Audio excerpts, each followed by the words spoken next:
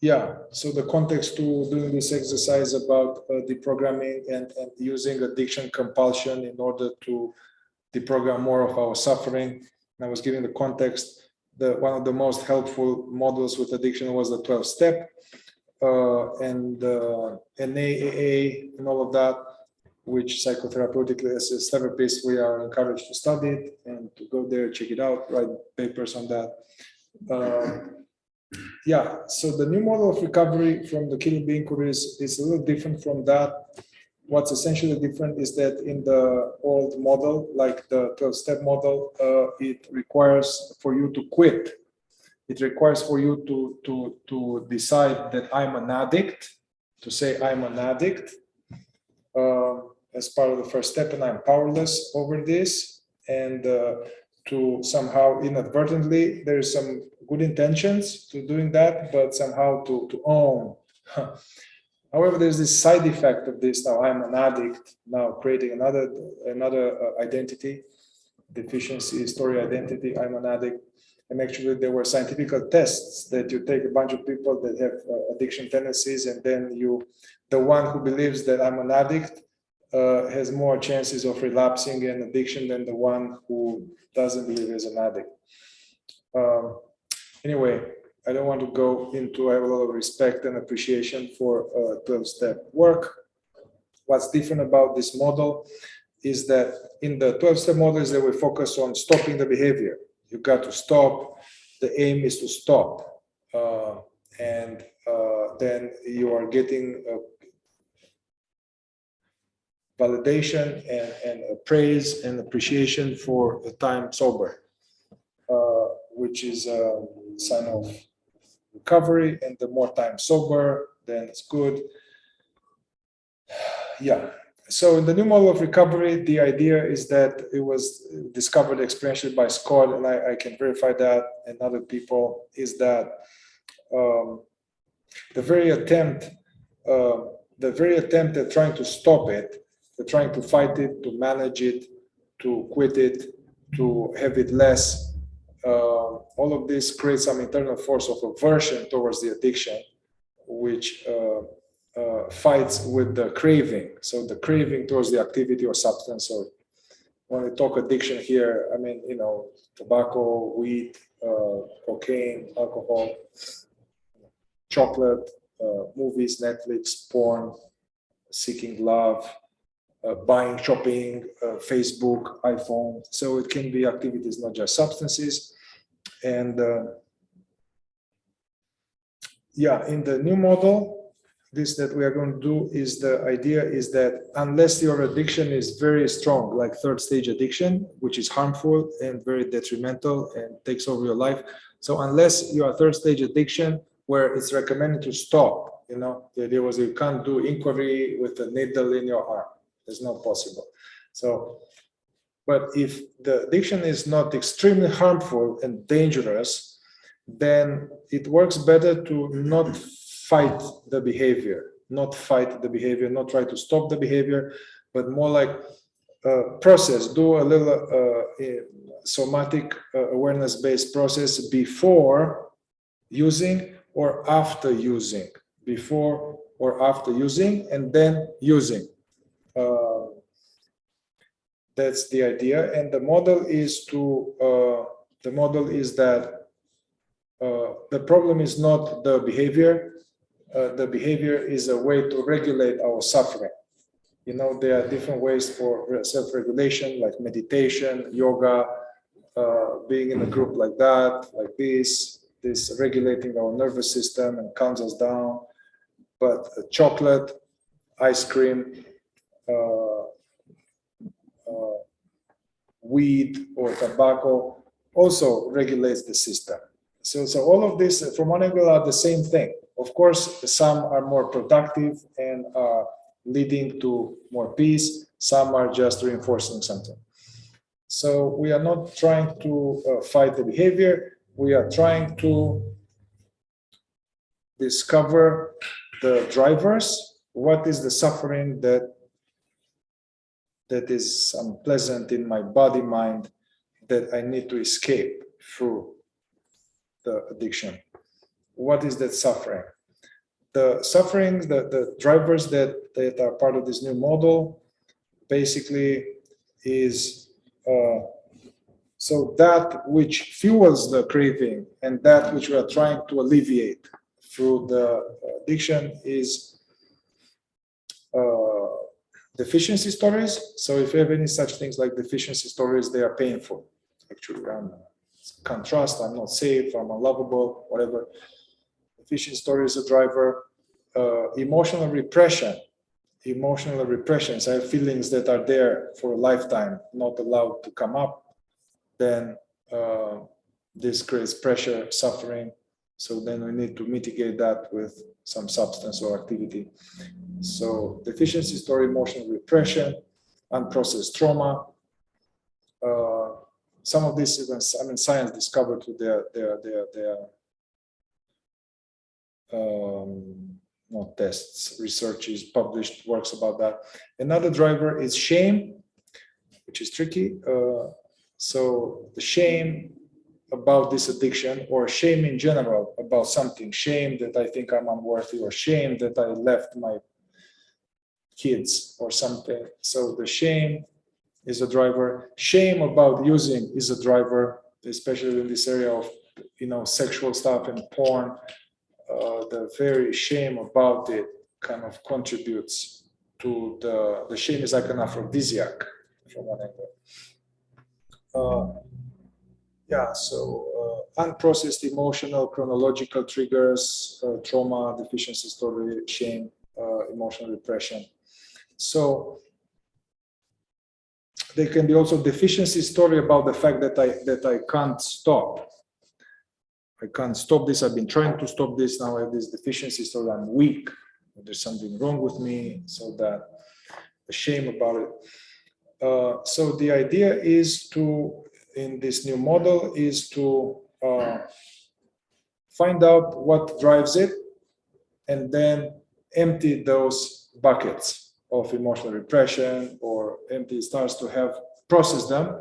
And then what will happen is that mysteriously and magically, the compulsion and the desire for that thing will gradually diminish, or fall away completely, not through white knuckling it or willpower, but because there's less pain that I need to manage with the substance. And the side effect of that is that as we process some of the pain, we experience this somatic no, which would be like the body is like rejecting the substance now. And before it used to soak it in. I noticed this, I'm working with tobacco and stuff, so it comes like now very soon, like, or body cannot drink or stuff like that. So from one angle, addiction is like an excellent portal to process our ego, basically. It's not really about addiction, it's a great portal. Another important aspect of this new model is that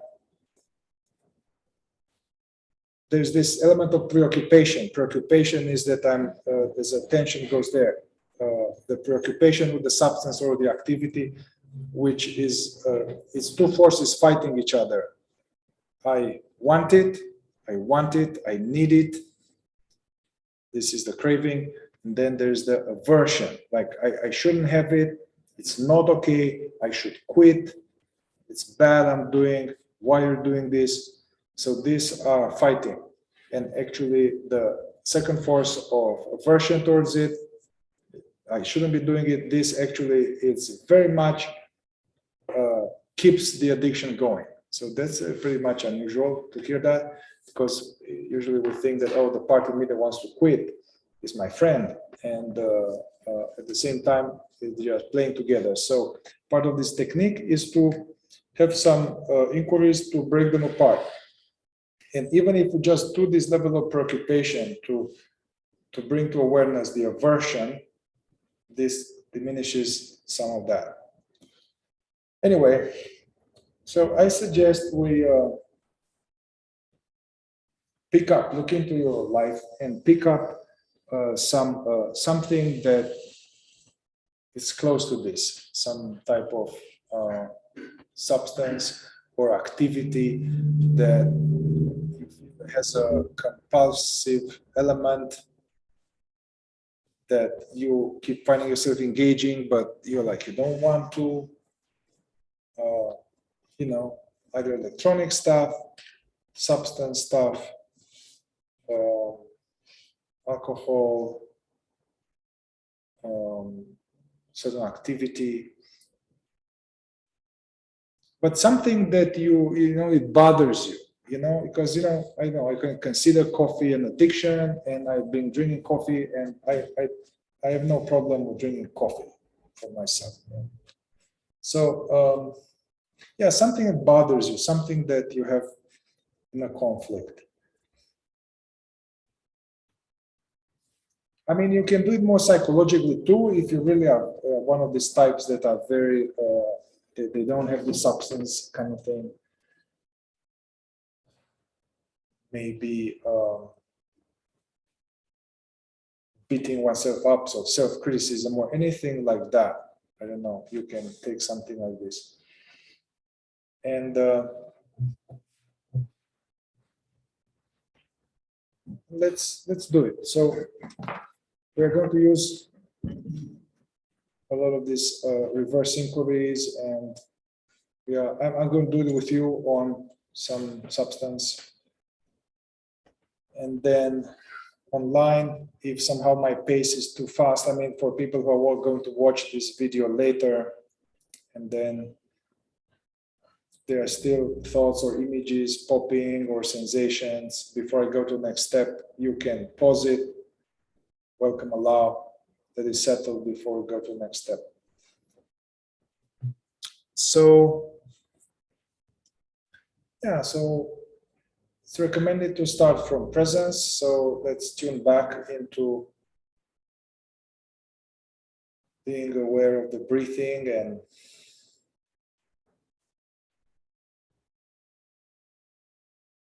sensing this sense of being here.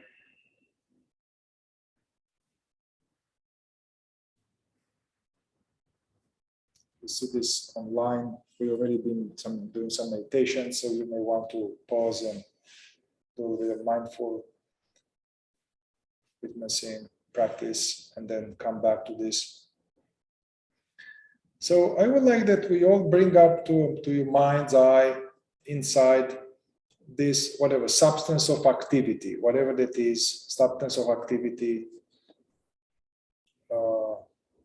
So bring up the image of that, whatever it is, the bottle, a special type of scotch that you have,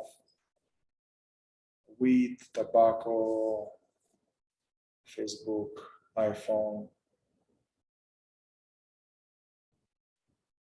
self-deprecation, whatever. So let's just bring that into your mind's eye and just see that, or allow images connected to that. Paraphernalia, your favorite spot, your lighter, your glass, whatever.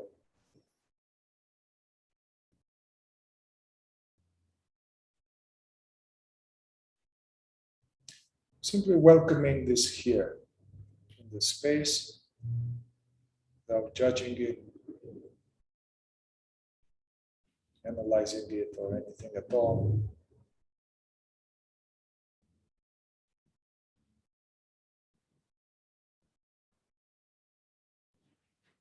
Whenever we see it's an image, you're into awareness. And also welcome and allow any energies or reaction, sensation that for some of us might already pop up in the body.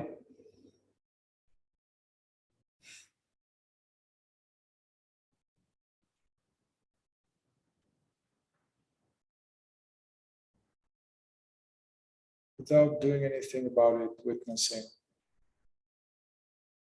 Going back to the image of what you are seeing as the object, pipe, the weed, tobacco, whatever.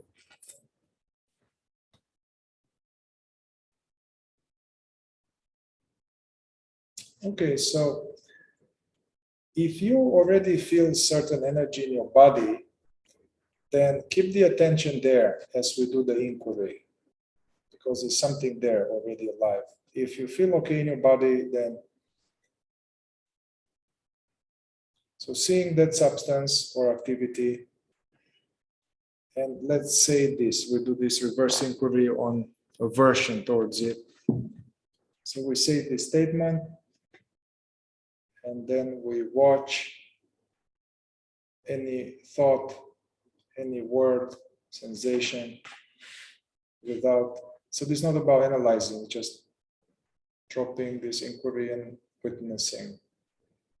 We're seeing the drug of choice. It's okay to have, it's okay to engage in this as much as I want.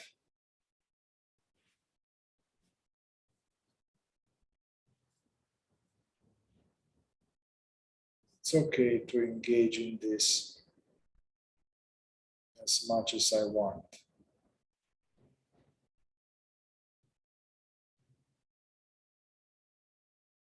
It's okay to smoke weed as much as I want. Whatever yours is.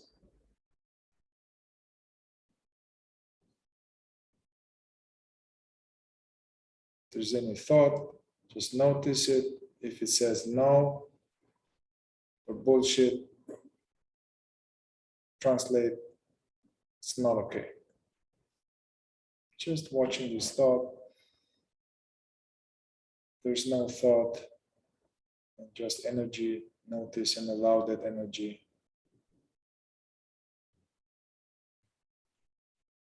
It's okay to use this as much as I want.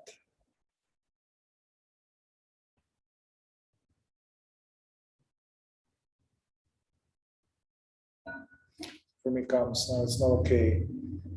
You're fooling yourself. Okay, so sounds in my head, watching, allowing.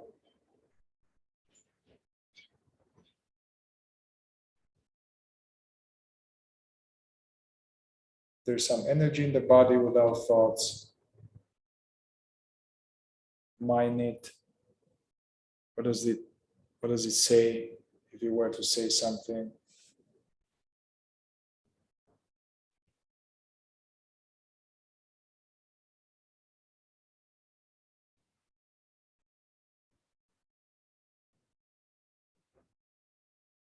And notice that you are aware of this, you are aware of words and sensations.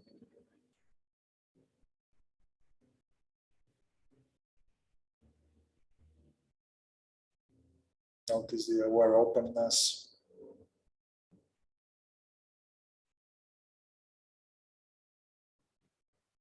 Then we can do it again. There's nothing wrong about engaging in this.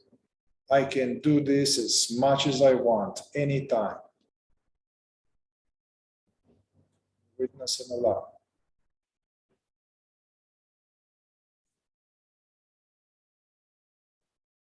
You can whisper to yourself or say it out loud.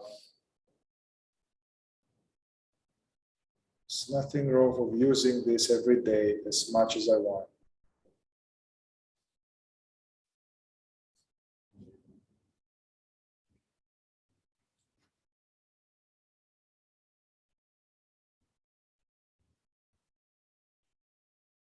Witnessing one thought at a time, or the mind is quiet, something in the gut or somewhere. What does it mean about me, this thing in the gut? What does it say?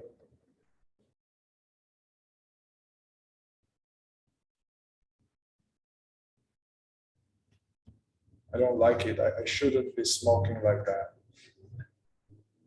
Witnessing this thought.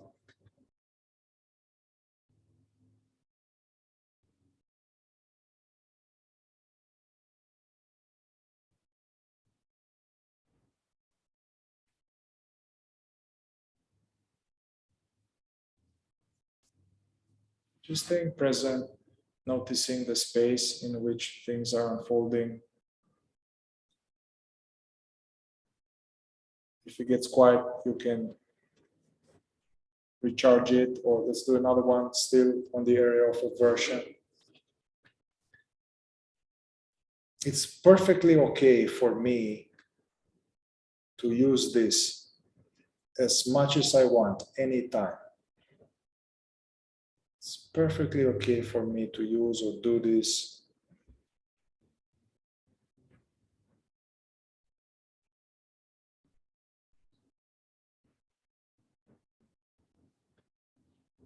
It's okay if the mind says, no, it's not okay. That is enough. Witness that. Not debating, not conversing.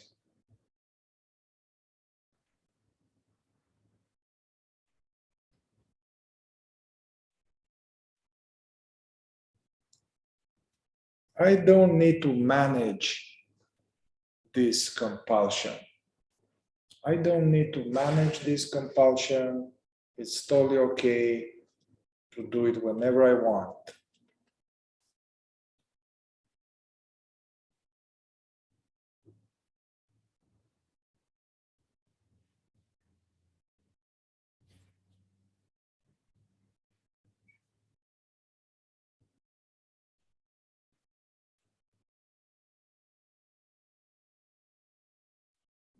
Yeah,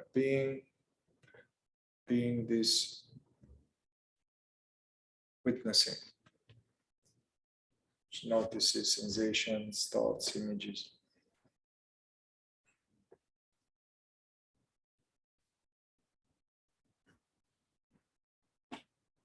All right, so let's go on to the next, which is about shame.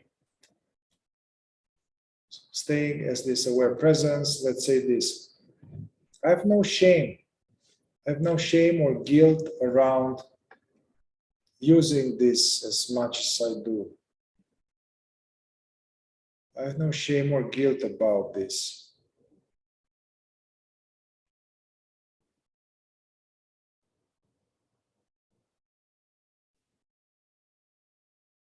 If he says, no, I do, translate shame. Just with staying with the thought, the me thought.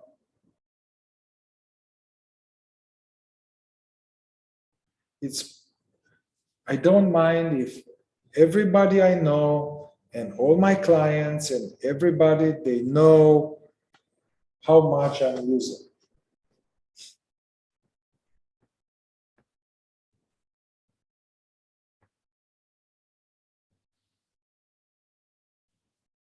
Yeah, allow witness any thought, sensation.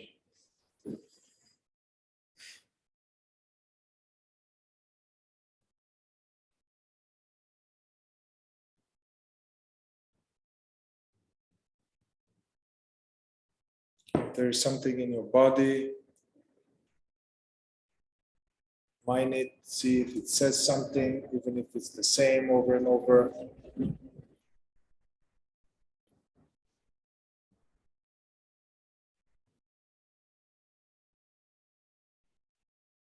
I'm not ashamed that I'm using like this.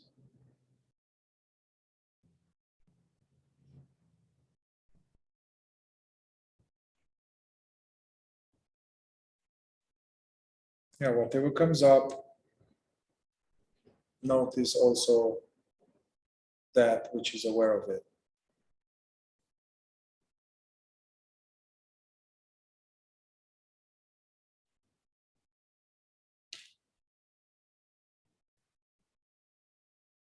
As things quiet down, take a moment to just be, rest here.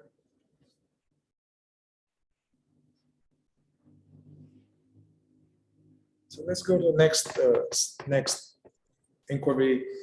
Bring to mind all the previous attempts of trying to stop it, to manage it, or how much you dislike that this is happening and how it's not good for you.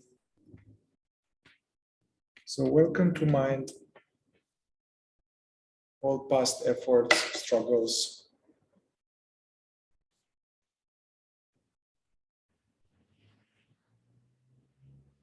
And then, so let's boomerang this. The fact that I've been trying to do this and it didn't work yet, what deficiency story is evoked in me? What old story is evoked in me by my so-called failed attempts of quitting this?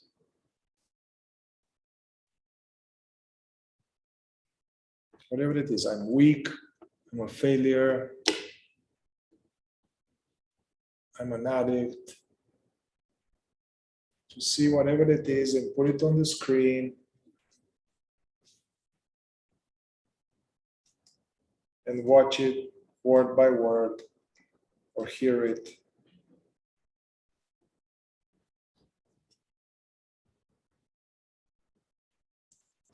And whatever that came for you, can you reverse it? Like, I'm not weak for not being able to quit, or I'm not a failure, or reverse your deficiency story.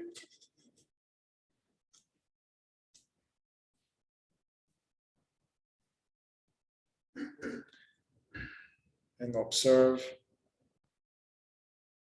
any voice, any word, sensation,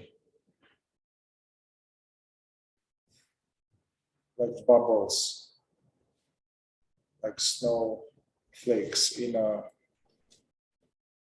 souvenir store.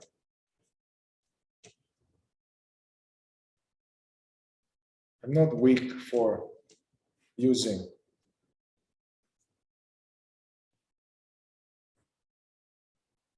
And allow any objection from awareness.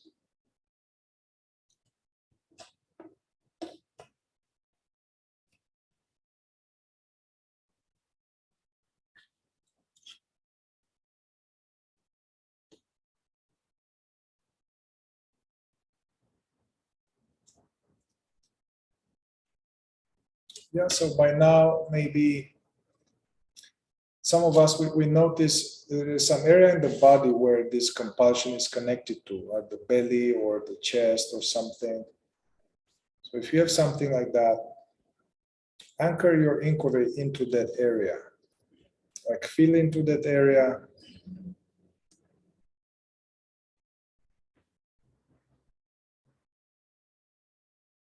And let's do one other inquiry here. Feel into that area and see the drug of choice or activity. And say this, there's nothing that this gives me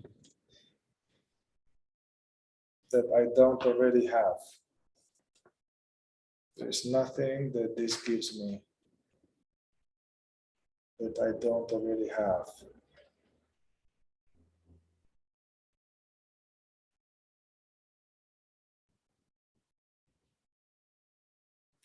Whatever, notice objection, gives me relief, get to change my state, get to relax, get to reset, whatever it says.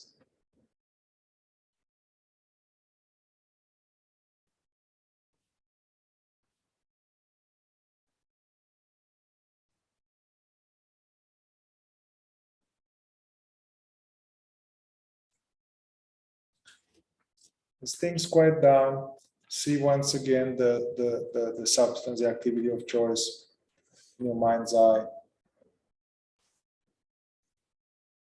And see this. I mean, this is not really a reverse inquiry, but what is one utility? What is one seeming advantage of using this?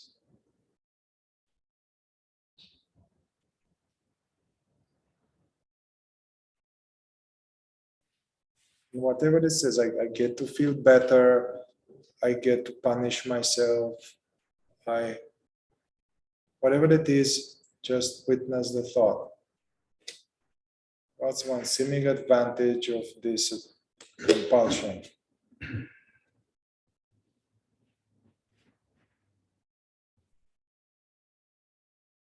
Whatever came up as a thought, Allow any other memory, image, sensation connected with what came up to you.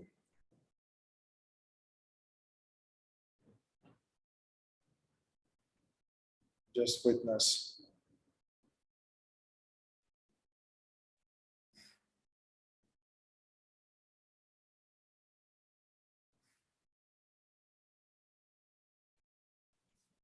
Noticing the sense of presence.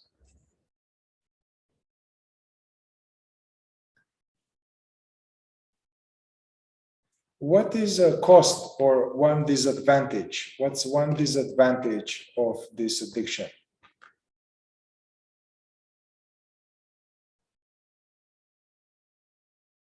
See whatever comes.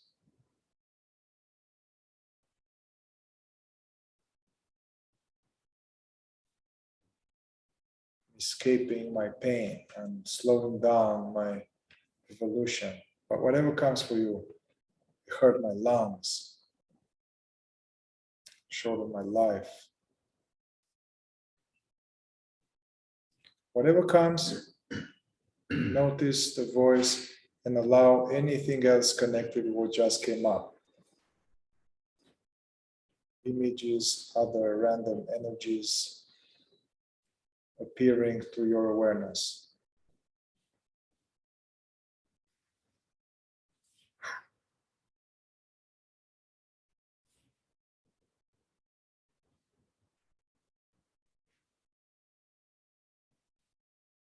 Whatever comes, it's not us, it's not you. It appears to awareness. Let's do one more time. What's another seeming advantage? Another seeming advantage of maintaining this addiction.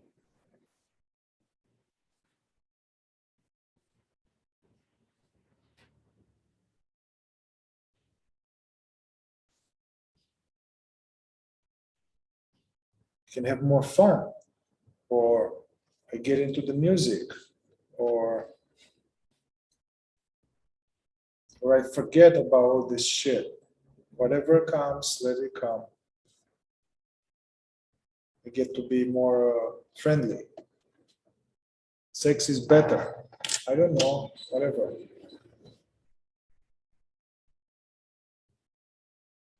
Notice whatever came and allow anything else connected to this. Sensation, feelings, memories. Just witness.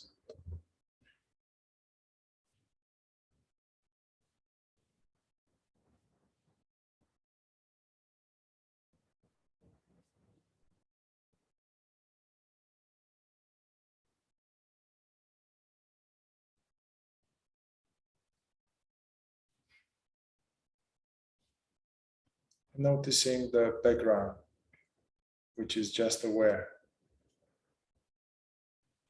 These movements, these bubbles. And let's do one more. What's another seeming disadvantage or cost, payoff, not payoff, some disadvantage or cost maintaining this addiction?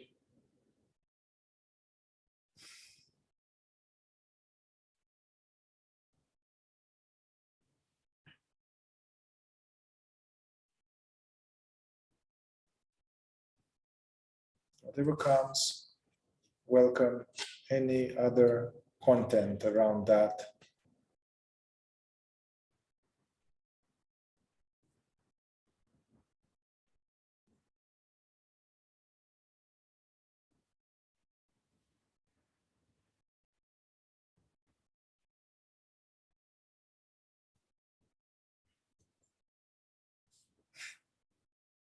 And as it gets more clear, you can pause if you need more time, but as it gets more clear, notice that which is here, that which is aware. And let's do something else here. Let's try with this reverse inquiry, saying this and whatever comes, witnessing.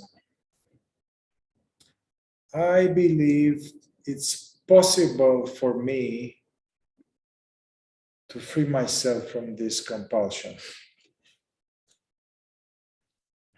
I believe it's possible for me to free myself from this.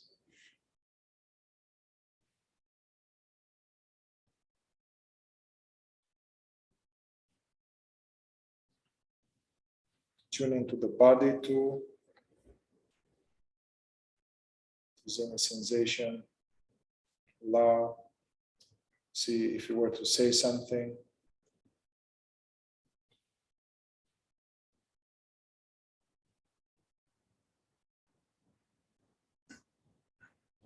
I believe it's possible for me to free myself from this.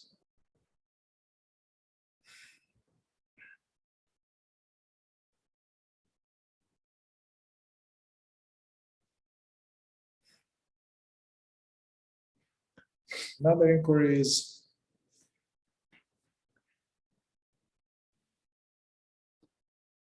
I am willing to let go maintaining this compulsion.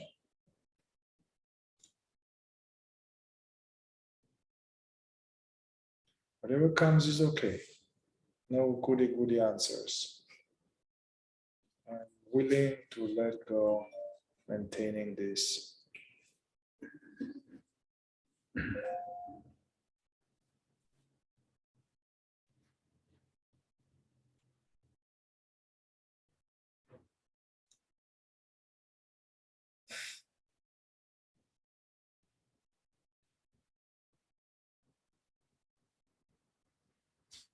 Another one would be, there is nothing I'm escaping by using this.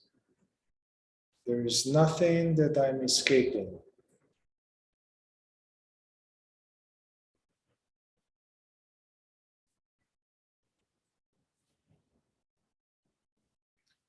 And let your subconscious ego mind tell you the truth.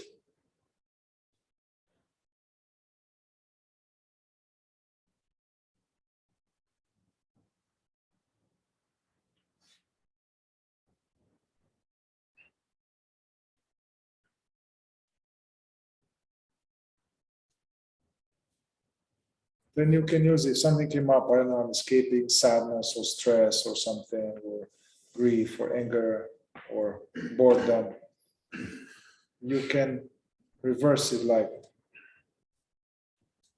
I'm not afraid to feel this without using. I'm not afraid to feel this stuff fully.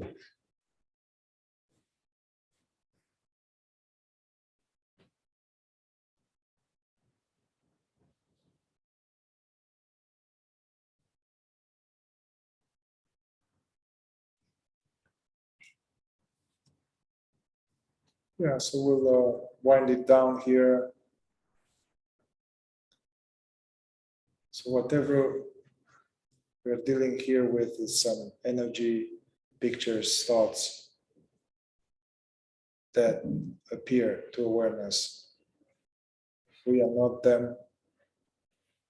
Coming back to the heart of now.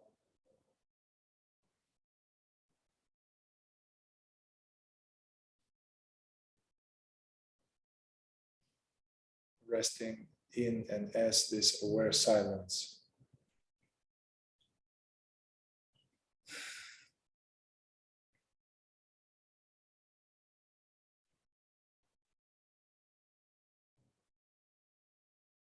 If there's any residual energy in the body, offer it to the space in which it appears. Let the space take care of it.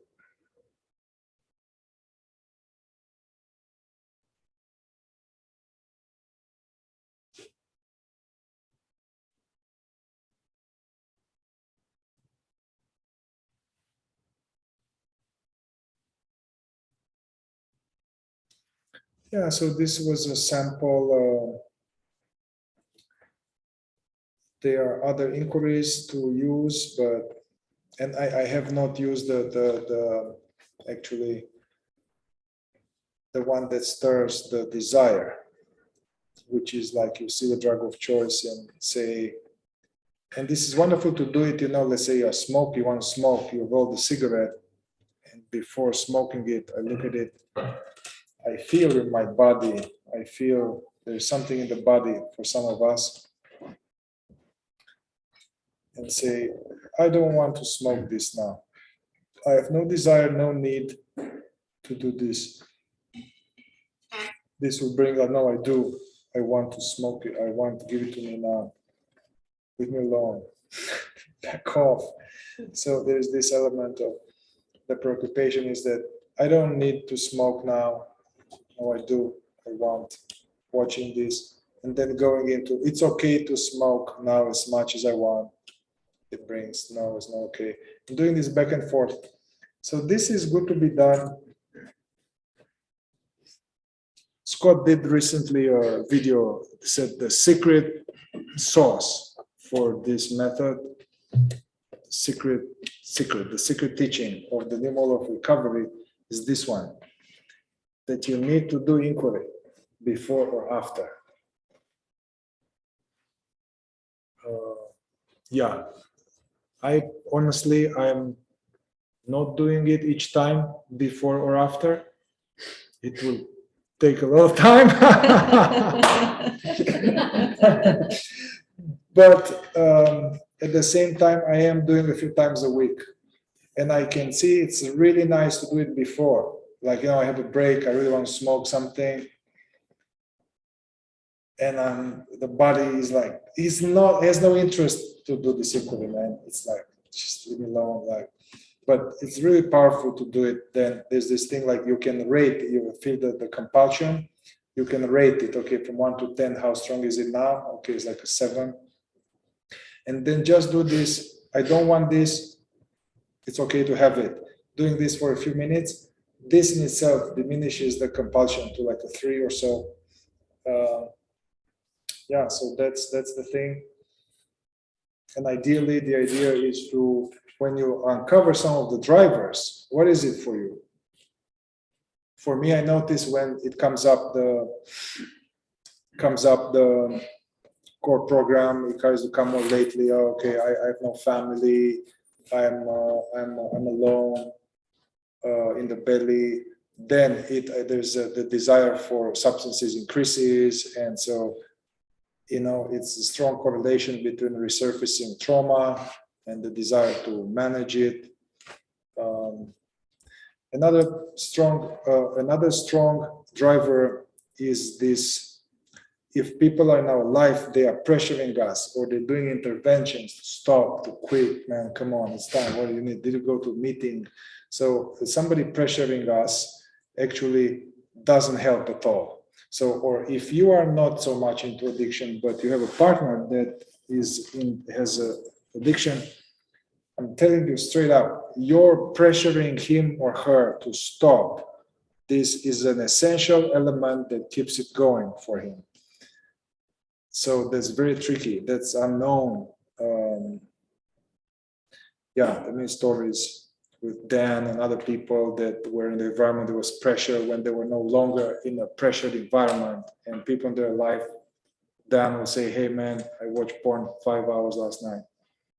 Usually all the family, everybody would be like, Scott would be like, okay, well, like breakfast. There's no discussion. So, and this we can have this internalized pressure. Oh, I shouldn't be smoking. I shouldn't be doing this. So this contributes. So it's very mysterious. I'm beginning to realize how magical this is, and so I'm using more like a version inquiry. Anyway, this is very powerful to do it as it's active. You feel it before or after when there's shame or man, I shouldn't have done it and stuff like that.